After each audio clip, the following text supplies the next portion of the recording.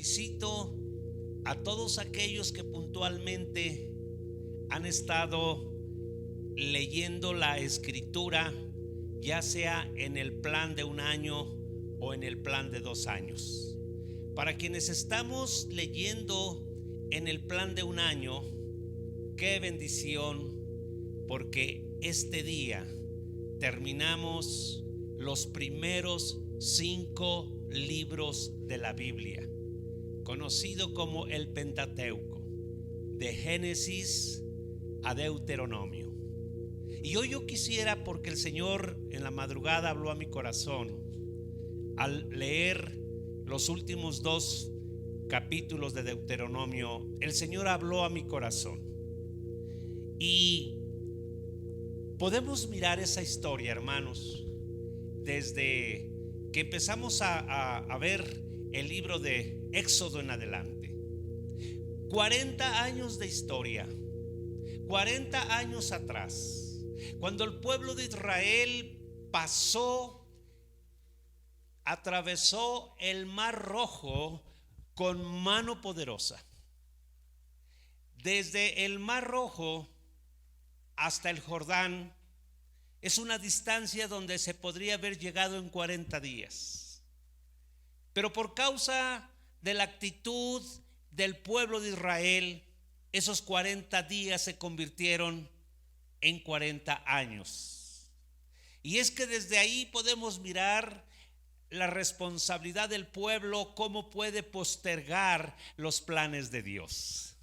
No obstante, el amor de Dios no se vio frustrado, el plan de Dios no se vio fracasado, y Él siempre lleva a cabo sus planes por encima de nosotros mismos. Qué lindo es Dios, qué lindo es Dios. Y miramos entonces 40 años atrás a ese líder que tenía 80 años, y esos 40 años que duró la travesía en el desierto enseñaron muchas cosas al pueblo de Israel, cosas que se escribieron y que justamente hoy queremos retomar algunas de ellas, porque está escrito: las cosas que se escribieron antes para nuestra enseñanza se escribieron, a fin de que por la paciencia y la consolación de las escrituras tengamos esperanza. Aleluya. Seguimos con el tema de la esperanza. Y así llegamos entonces al final de este hermoso libro, Deuteronomio. ¿Qué quiere decir o qué significa Deuteronomio? En el idioma hebreo es el Mishnah HaTorah, que quiere decir recapitular la ley, recordar la ley o repetir la ley. Porque en el corazón de Dios estaba, como ese maestro tan hermoso que es nuestro Dios, de volver a repetir la lección. Porque Dios siempre repetirá las lecciones en nuestras vidas hasta que quede grabado en nuestro corazón la voluntad del Señor, que es buena, agradable y perfecta.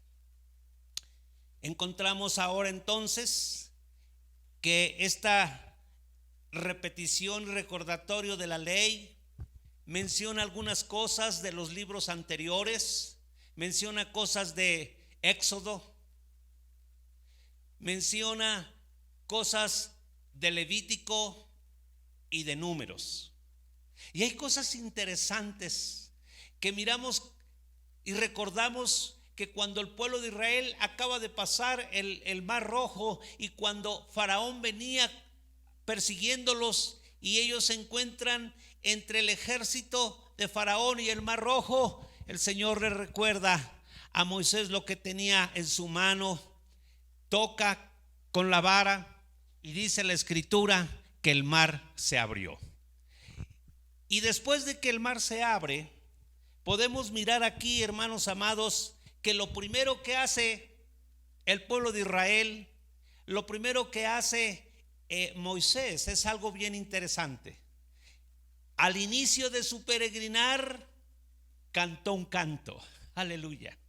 Y ahora vamos a ver Deuteronomio, que también termina ese periodo de vida de Moisés con un canto. Siempre habrá un canto en los labios del pueblo de Dios. Siempre será tiempo de glorificar a Dios a través de la alabanza. Cruzaron el mar rojo y cantaron. Ahora se disponían, unos días después de este suceso que vamos a ver, a cruzar el Jordán. Pero antes de eso, Moisés termina su libro también con un cántico. Y aquí encontramos cosas interesantes. Hermano amado, hemos sido creados para adorar y alabar al Señor. Y en el pueblo lo vemos, en el pueblo de Israel, a pesar de ser un pueblo rebelde y de dura cerviz, vemos esa característica. Era un pueblo que en el desierto aprendió a adorar al Señor. Y el desierto es sinónimo de prueba, hermano. Como un consejo vamos a tomar esto: en cualquier prueba que tú te encuentres, alaba al Señor. La alabanza cambia las cosas. La alabanza cambia las cosas. Pero hay otra cosa importante, hermano amado, que los últimos días de Moisés miramos una actitud en él. Porque también para eso hemos sido creados. No solo hemos sido creados para alabar, hemos sido creados para bendecir. Y este libro termina explicándonos cómo Moisés bendice, imparte la bendición patriarcal, la bendición profética sobre las 12 tribus de Israel. Encontramos esos dos principios y puedes anotarlo. Hemos aprendido en el desierto a alabar y hemos aprendido en el desierto a bendecir. Se alaba no solo en los momentos de felicidad, sino se alaba también por gratitud, pero también se alaba en los momentos de dificultad. Se bendice no solo en los momentos de bonanza, sino también en los momentos de dificultad. Como paréntesis, y lo quiero decir muy brevemente, el día martes mi esposa salió de compras a un centro comercial y pues ahí los amantes de lo ajeno, sufrió ella un asalto dentro de una tienda y pues se vino muy preocupada, se vino muy angustiada y llegó y me dijo: me bolsearon en la tienda. No voy a decir el nombre para no darle mala publicidad. Y pues después de escucharla cómo estuvo esto, la tomé y le dije: amor, vamos a orar. Oramos a Dios, dándole gracias, porque hoy sabemos que por un peso, que por cualquier otra cosa de escaso valor pueden asesinar a una persona. Vivimos tiempos de maldad sin precedentes. Y cuando estábamos terminando nuestra oración, le dije: Señor, y ahora pues queremos hacer lo más difícil. Queremos bendecir a esas personas que le quitaron, esas personas que robaron, esas personas que dañaron a mi esposa en ese momento al sustraerle su cartera. Y esto, hermano, nos enseña que esto es parte de nuestra vida. Hemos sido creados para alabar, pero hemos sido creados para bendecir. Y esto fue justamente lo que el Señor enseñó. Esto es lo que el Señor mostró desde su inicio de su ministerio. Bendecid a los que te maldigan. Entonces, hermanos, son cosas que vamos mirando aquí en el libro de Deuteronomio. ¿Por qué les digo esto, hermano? Moisés perdió esa paz y esa cordura que él tenía por causa del pueblo. El pueblo le hizo cosas tremendas, se quejó de él, lo señaló, hablaron mal de él, constantemente se levantaban en contra de su ministerio, había un rechazo, eran desobedientes. Y como que al último Moisés hubiera dicho: no, hombre, que voy a estar bendiciendo a este pueblo, es más, porque por causa de ellos yo no voy a pasar la tierra prometida. Pero al final vemos a un Moisés con un corazón igual al de Dios, misericordioso y piadoso, bendiciendo a los que le habían causado daño. Bien, yo quisiera que pudiéramos concluir, si se pudiera, o que pudiéramos finalizar o resumir con un versículo todo lo que Deuteronomio nos habla. Vamos a hacer una síntesis y lo vamos a encontrar, pudiéramos decir que ese es el texto o el versículo central de Deuteronomio, ¿sí? No te olvides que Deuteronomio significa la recopilación de la ley, ¿verdad? La síntesis de la ley. En el capítulo 10, verso 12, son las 4 máximas que encontramos a través de todo el libro de Deuteronomio, y por supuesto en los otros libros que nos hablan acerca de Dios y el pueblo de Israel que él escogió. Mira lo que dice Deuteronomio 10, verso 12. Ahora pues, Israel, ¿qué pide Jehová tu Dios de ti? Wow. Y ahora, Israel, ¿qué pide Dios de ti? ¿Te parece bueno, para hacer esto más de nosotros, para aterrizarlo, que ahí donde dice Israel le pudiéramos poner nuestro nombre? Wow. Ahora pues, Paula, ahora pues, Elías, ahora pues, Aldo, ahora pues, Roberto, ¿qué pide Jehová de ti? ¿Qué pide Jehová tu Dios de ti? Y empiezan las 4 máximas de este libro. Número 1, sino que temas a Jehová. Este libro tiene como propósito hacer que el pueblo de Israel aprendiera a temer a Dios.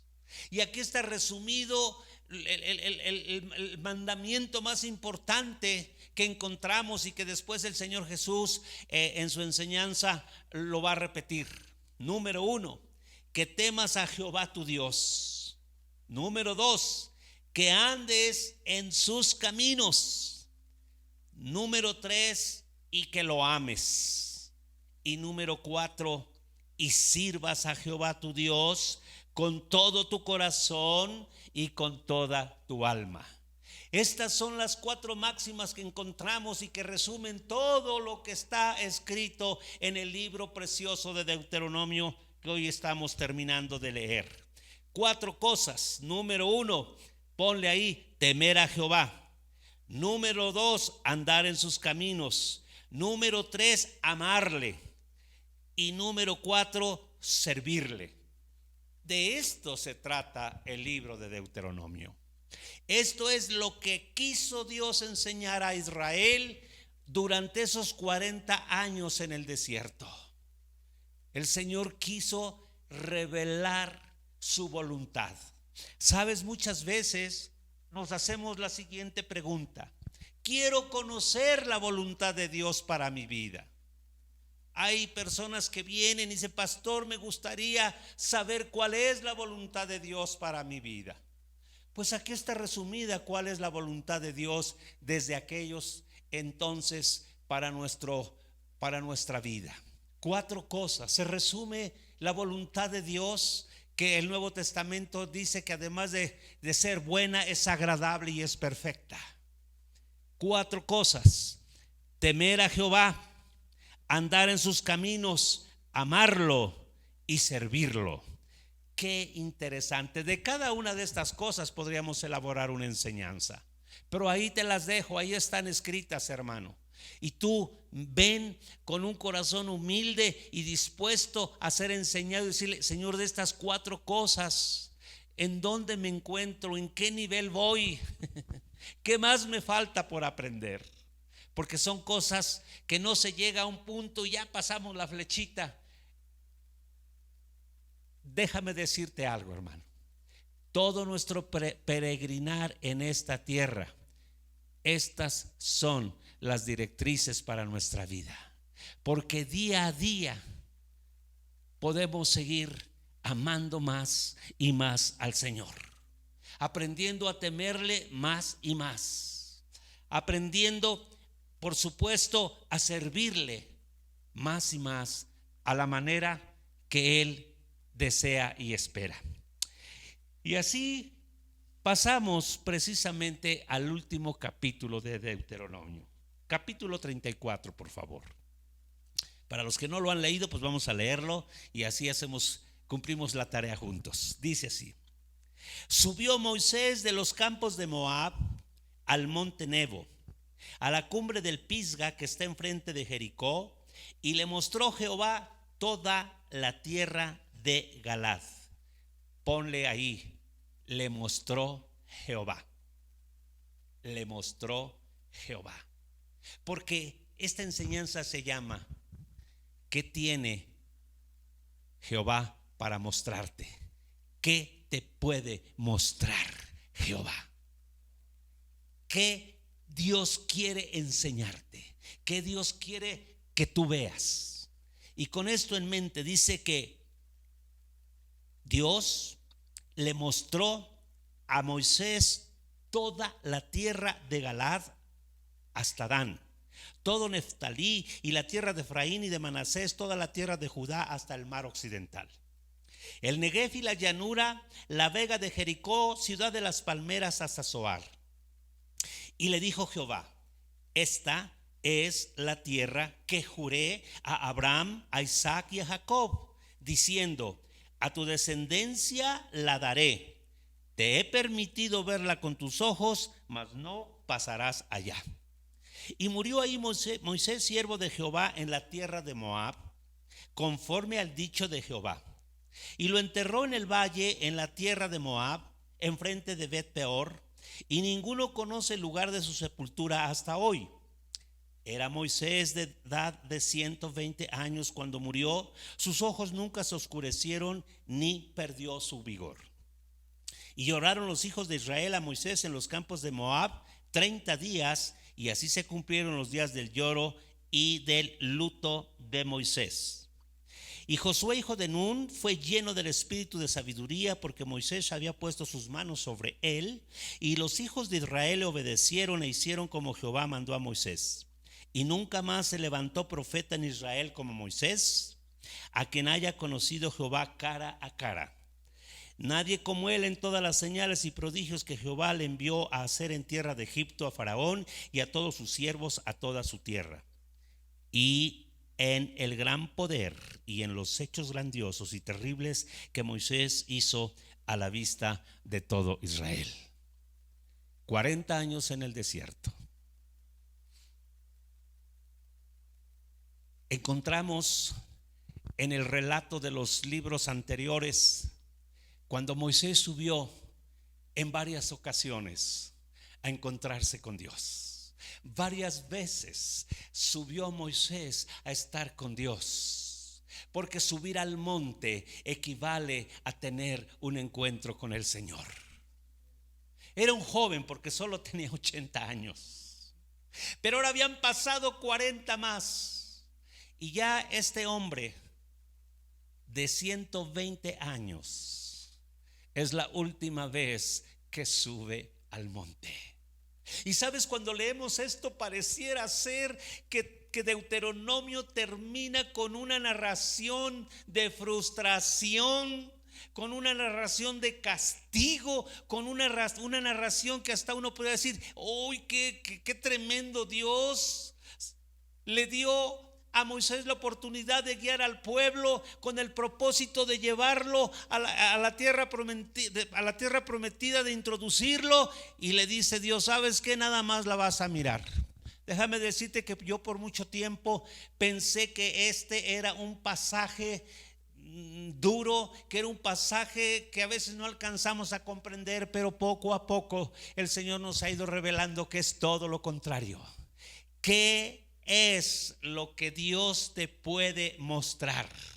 ¿Qué es lo que Dios quiere mostrarte? Aquí encontramos varias cosas. Y cuando dice que subió Moisés de los campos de Moab al monte Nebo, a la cumbre del Pisga que está enfrente de Jericó, ¿qué es lo que le mostró Dios a Moisés? Literalmente, uno diría, pues le mostró la tierra prometida. Déjame decirte lo que yo entiendo que Dios quiso mostrarle a Moisés cuando lo sube la última vez a este monte, ahora al monte Nebo. Lo que el Señor le mostró a Moisés no fue simplemente la tierra prometida. Lo que el Señor le enseñó a Moisés fue su fidelidad. Hemos estado hablando de la esperanza, y la esperanza nuestra está basada en las promesas del Señor. Dios había prometido a Abraham, a Isaac y a Jacob darles en heredad a sus descendientes esa tierra. Y ahora, después de 40 años, y no solo de esos 40 años, sino que ahora iba a ser posible, iba a ser real las promesas que más de 400 años Dios les había dado a estos hombres, sus siervos Abraham, Isaac y Jacob. Dios es Dios de pactos. Dios es Dios que cumple sus pactos a través de su fidelidad, hermano amado. Así que lo que Dios nos muestra en el tiempo preciso a cada uno de nosotros es su fidelidad. Ahí estaba la fidelidad de Dios. Ahí estaba ante los ojos de Moisés la prueba más fuerte de que Dios es Dios fiel. Porque está escrito: fiel es el que prometió, fiel es quien lo hará. ¿Qué tiene Dios para mostrarte a ti? ¿Qué esperas tú que el Señor te muestre? Quizás tú has estado esperando que tu esposo cambie, que tu esposo se convierta, que tu esposo regrese, que tu esposo vuelva a los caminos del Señor. Pues eso tú lo puedes ver única y exclusivamente a través de la fidelidad de Dios. Y si tú crees como le creyó Moisés a Dios durante esos 40 años, que por supuesto no fueron nada sencillos, finalmente ahí estaba la fidelidad de Dios frente a los ojos de Moisés. Pero ¿qué es lo que tú esperas que Dios te muestre? ¿Qué es lo que tú esperas mirar de Dios? Tal vez tú estás esperando, hermano amado, aleluya. Si hay jóvenes aquí, pues se van a emocionar. Tal vez tú estás esperando que el Señor te presente al chico o a la chica que Él tiene para ti. Pues sabes que Dios es fiel y Él lo hará. Solo aprende a esperar. Y así cada uno de nosotros pudiéramos decir: yo mi anhelo es que el Señor me muestre a mis descendientes, a mis nietos y a mis bisnietos sirviéndole al Señor. Yo creo firmemente que Él lo hará. Y si tú estás esperando ver prosperar un negocio, si tú estás esperando ver concluida tu carrera, tú lo vas a ver. Porque esas son las cosas que Dios tiene reservadas para los que creen, para los que caminan, para los que le temen, para los que le aman y para los que le sirven, amado hermano. ¿Qué es lo que tú miras? Pero más bien, ¿qué es lo que Dios te va a mostrar? Cosas grandes. Y cuando decimos que lo mejor está por venir, es porque ¿sabes qué? ¿Sabes cuál fue lo mejor de Moisés? Este momento. Esta subida al Nebo. Sí, fue hermoso, fue grandioso subir al Sinaí. Pero más hermoso es ver cuando las promesas de Dios se cumplen. Dice la Escritura que tormento del corazón es la promesa no cumplida, pero árbol de vida es cuando la promesa está delante de tus ojos concluida. Y esto es lo más grandioso que le pudo haber sucedido a Moisés. ¿Qué otra cosa pudo haber visto Moisés acerca de la fidelidad de Dios? Este libro yo le llamo el libro de transición, porque terminaba una generación, la generación de Moisés, y luego va a continuar la generación de Josué. Es un libro de transición. Y una de las cosas que a mi forma de ver de un líder más grandes es mirar con tus propios ojos al que te va a suceder, al que va a ser tu sucesor ahí delante del pueblo. Qué lindo. Dios le permitió a Moisés mirar que Dios ya había escogido a ese muchacho Josué, ¿verdad? Que ahora ya no estaba tan muchacho. Por si tú no sabías, ya Josué tenía alrededor de, ¿cuántos años crees? A veces pensamos que era un jovencito. Fue un jovencito cuando comenzó a caminar al lado de Moisés, pero ahora ya habían pasado 40 años más. Los estudiosos dicen que tendría alrededor de unos 80 años. Échale cuentas tú. Lo que sí sabemos es que ahí estaba ante los ojos de Moisés el sucesor. Y murió ahí Moisés, siervo de Jehová, en la tierra de Moab, conforme al dicho de Jehová. Y yo sé que aquí hay cosas muy interesantes que pudiéramos detenernos. Sabes, esta última subida al monte tiene muchas cosas, porque ahí vemos oh, aleluya, perdóname lo que te voy a decir. De ningún hombre en la Biblia se dice que lo haya enterrado el Señor, que Él se haya hecho cargo de sus funerales. Qué galloso ni qué cualquier cosa. El mismo Dios que acompañó a Moisés desde el que los llamó allá en la zarza ardiendo hasta el momento de su muerte, estuvo con él, cumpliéndole la promesa que le hizo cuando Moisés le dijo en Éxodo 33:14, cuando iban a salir de Egipto: si tu presencia no va con nosotros, es mejor que no nos saques. Esa fue la petición de Moisés al inicio de su ministerio por 40 años. Y Dios le dijo: mi presencia irá contigo, yo te daré descanso. Aquí se cumple eso. Moisés estaba en ese momento mirando el cumplimiento cabal, literal, de que Dios siempre estuvo con él. ¿Qué más miraba?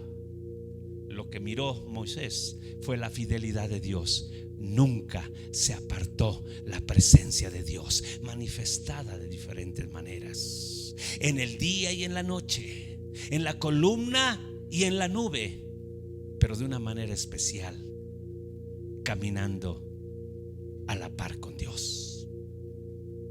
La vida de Moisés podríamos entenderla en 3 etapas de 40 años cada una.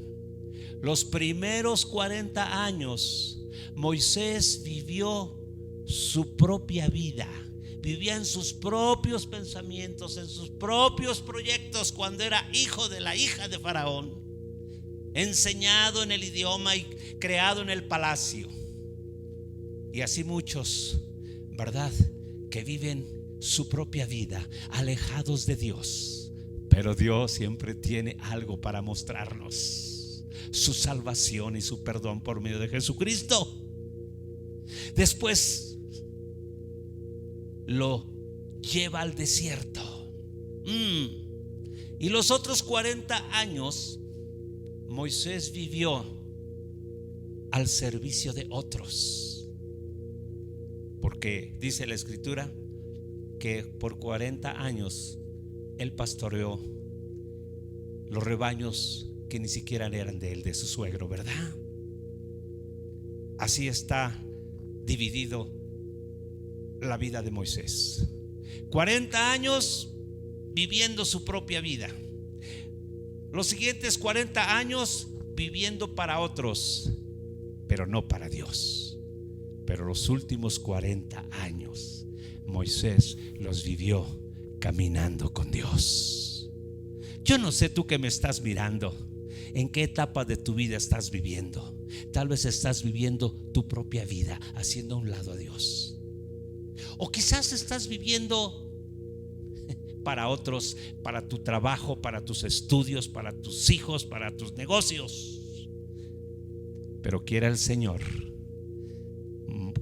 que lo que Él tiene para mostrarte es que cuando tú tomes una decisión y hasta el último día de tu vida, tú puedas mirar que el deseo de Dios es caminar a tu lado, caminar con Dios. Y cuando terminamos de ver esto, dice uno: wow, qué hermoso epitafio en la tumba de Moisés. Nadie sabe dónde quedó enterrado. Lo que sí sabemos es lo que Dios dejó para la posteridad y para que uno supiera quién había sido Moisés. Y nunca más se levantó profeta en Israel como Moisés, el más grande profeta. Imagínate que hubieran puesto su tumba y que ahí le hubieran puesto esa leyenda: aquí descansa el más grande profeta de Israel. ¿Y por qué? ¿En qué estaba la grandeza de Moisés? Porque Dios decía que muchos profetas allá en Deuteronomio 18 Él iba a levantar y les iba a hablar a través de sueños y de muchas de revelaciones y de otras cosas. Pero dijo: pero nunca se levantará otro como Moisés mi siervo, a quien yo le hablo cara a cara. Bendito el nombre del Señor. Y nadie, imagínate, sigue diciendo, nadie como él en todas las señales y prodigios que Jehová le envió a hacer en tierra de Egipto y a Faraón y a todos sus siervos y a toda su tierra. Y en el gran poder y en los hechos grandiosos y terribles que Moisés hizo a la vista de todo Israel. Wow, ¿qué tiene Dios para mostrarte? Cosas grandes que Él espera de ti y de mí a través de el temor a Él, del amor a Él, de la obediencia a Él y del servicio a Él. Termino diciéndote esto. Yo pensé que este era el pasaje más frustrante de la Biblia, porque Dios no le permitió a Moisés ver la tierra. No. En Mateo 17 dice que el Señor escogió a Pedro, Jacobo y Juan y los llevó a un monte alto. ¿Sabes dónde está este monte? Este monte está dentro de lo que vio Moisés, la tierra prometida, dentro de Canaán. Y ahí, ese día de la transfiguración, donde Jesús, su rostro resplandeció y sus ropas se volvieron blancos como el sol, ahí estaba nada más y nada menos que esos dos grandes personajes, Moisés y Elías. ¿Por qué no Abraham? ¿Y por qué no David, por ejemplo? Hermano amado, si Moisés no pudo en su vida física entrar en la tierra prometida, aleluya, Dios se lo permitió junto a su Señor y su Salvador. Dios no es hombre para que mienta, ni hijo de hombre para que se arrepienta. Para que se arrepienta.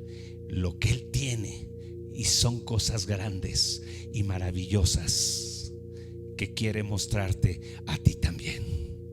Que el Señor te bendiga. Vamos a orar. Padre, muchas gracias, porque tú eres fiel y verdadero.